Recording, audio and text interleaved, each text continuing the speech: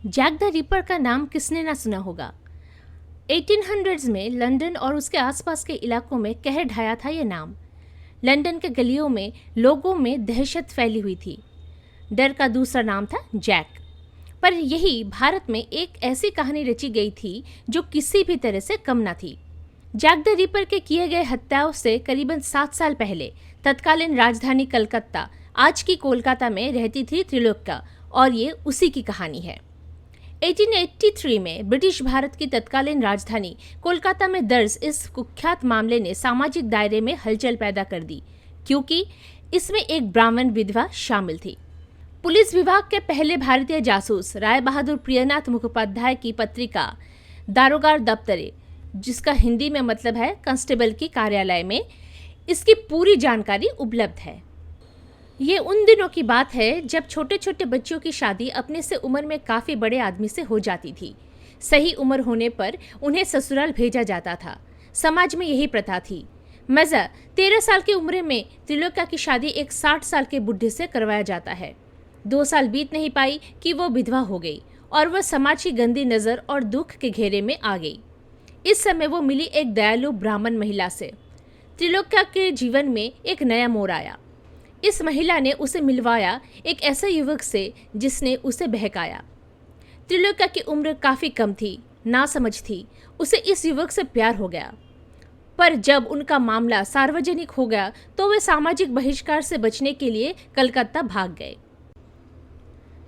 लेकिन त्रिलोक्या का दिल तब टूटा जब उसके प्रेमी ने उसे कलकत्ता के कुख्यात रेड लाइट जिले सोनागाछी में एक वेश्यालय में बेच दिया। और यही 1880 के दशक की शुरुआत में एक साधारण गांव की लड़की की शहर की निचली पहुंच में यात्रा शुरू हुई। त्रिलोक्या की सुंदरता ने सबको मोह लिया और देखते ही देखते उसको कई सारे क्लाइंट्स मिले जो बस उसी को देखने के लिए अपना समय और पैसा बचा के रखते थे। इस बीच त्रिलोक्या के काली बाबू नाम का एक विवाहित व्यक्ति से मुलाकात हुई। काली बाबू विपत्निक थे। त्रिलोक्या और उनमें प्यार हुआ। आगे जाके काली बाबू ही तमाम उम्र त्रिलोक्या का साथ देता रहा। सच्चा प्रेमी और पार्टनर इन क्राइम था काली बाबू। त्रिलोक्या ने काली बाबू के बेटे हरि को गोद ले लिया। काली बाबू से प्यार उसके व्यापार के लिए हानिकारक साबित हुआ। अब दोनों का साथ में ज्यादा से ज्यादा समय बीतने लगा। इसके चलते त्रिलोक्या के क्लाइंट्स लौटने लगे। व्यापार के कम चलते पैसों की जरूरत बढ़ती गई और अब काली और त्रिलोक्या ने शुरू किया अपना असली खेल, ठगी का। दोनों ने जो पहली योजना बनाई उसमें कलकत्ता के अमीर परिवारों के युवा शामिल थे। इन्हें अच्छे वक्त के वादे के साथ त्रिलोक्या के घर ले जाया जाता था और शराब परोसी जाती थी। ये पूरा खर्च काली बाबू और त्रिलोक्या उठाती थी, जिससे इनका कीमती सामान लूटना और उन्हें सड़क पर लाना आसान हो जाता था।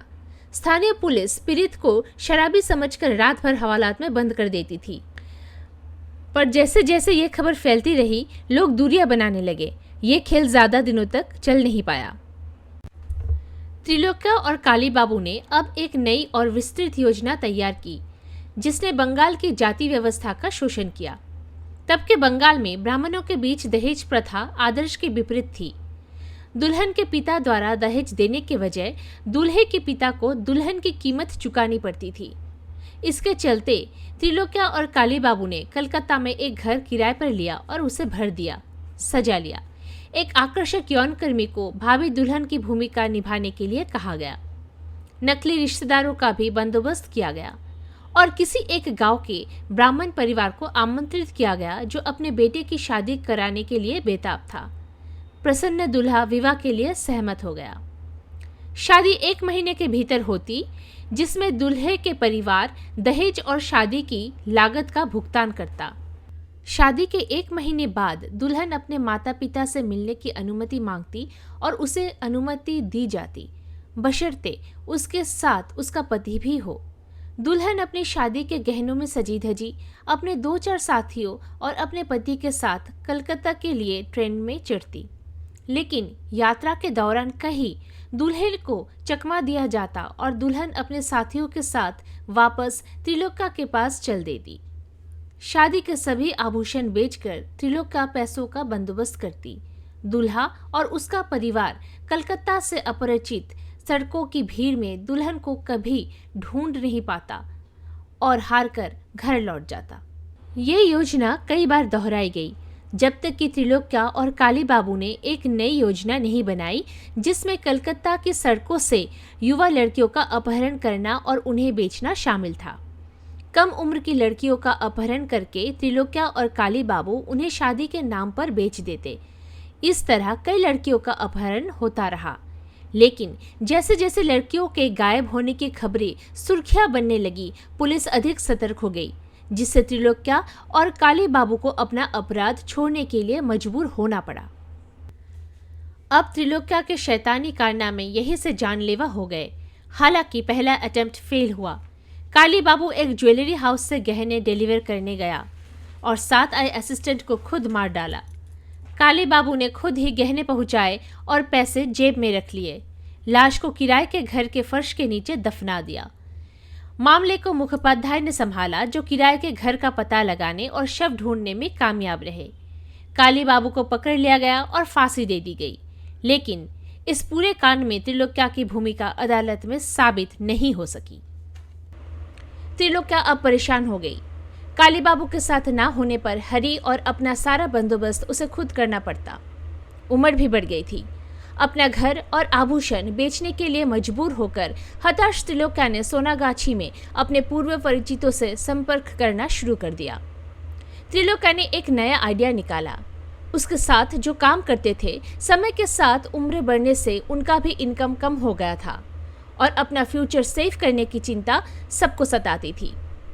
उनके भविष्य की असुरक्षाओं से खेलते हुए त्रिलोक्या उन्हें एक पवित्र व्यक्ति के बारे में बताती है, जो उनकी परेशानियों को समाप्त कर सकता है। उसने सबको समझाया कि मानिकतला में किसी एक झील के किनारे एक सूने घर में कोई बाबा है, जो सबकी परेशानियों का जवाब है। बस उन्हें जाकर मिलना था। बाबा कोई पूजा करवाते। बस जाते समय महिलाओं को अपना पूरा आभूषण पहनना था, तो वे अपने आशीर्वाद से आभूषणों को दुगना कर देते थे।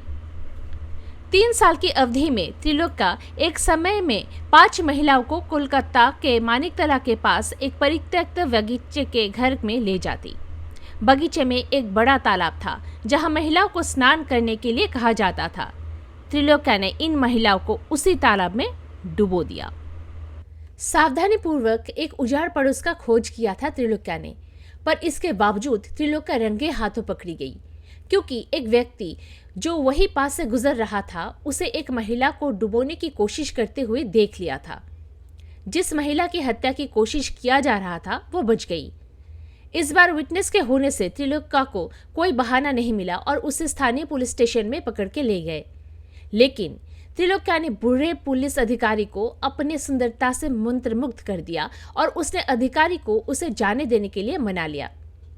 कोर्ट में मुकदमा दायर किया गया। जिन्होंने मुकदमा दायर किया था, वो त्रिलोक्या के छूटने से खुश नहीं थे। संतुष्ट नहीं होने पर वादी अपना मामला मुखोपाध्याय के पास ले गए, जिन्होंने मामले की जांच की। त्रिलोक्या को दोषी पाया गया और उसे गिरफ्तार कर मुकदमे के लिए भेज दिया गया। हालांकि त्रिलोक्या एक बार फिर मुक्त हो गई थी। आजाद होते ही उसने एक और कत्ल किया। मुखोपाध्याय को घटनास्थल पर बुलाया गया। जैसे ही मुखोपाध्याय को पता चला कि त्रिलोक्या उसी घर में रहती है, उसे यकीन हो गया कि वही हत्यारी है।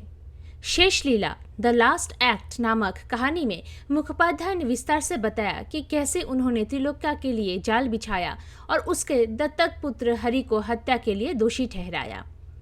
मुखोपाध्याय को पता था कि त्रिलोक्या के पास अब अपना कहने लायक सिर्फ एक हरि ही था। हरि को वो अपना बेटा ही मानती थी।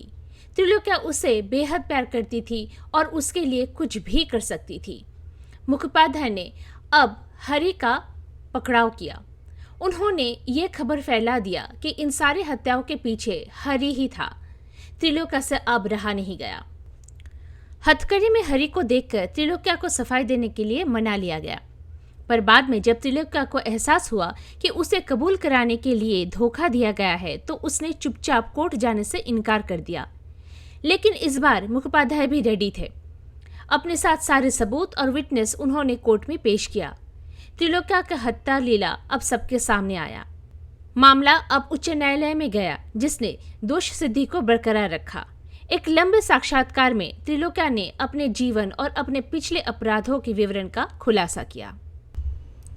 मुखोपाध्याय से त्रिलोक्या ने अपने अंतिम शब्दों में ये कहा था, मैं हरि को पीछे छोड़ रही हूँ, कृपया उसका ख्याल रखें ताकि वो मुसीबत में ना फंसे। त्रिलोक्या को 1884 में फांसी दे दी गई। तो इस तरह त्रिलोक्या भारत की पहली नारी थी जिसे फांसी दिया गया था। त्रिलोक्या यानी तारिणी देवी का पूरा जीवन अपमान और दुख में ही बीता।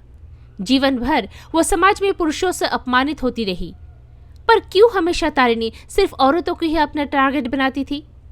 ये सवाल शायद उस वक्त किसी के जहन में नहीं आई होगी और ऐसे ही त्रिलोक्या तारिणी देवी गुमनामी में खो गई। उसका बस एक ही वजूद बना, भारत की पहली वुमन सीरियल किलर।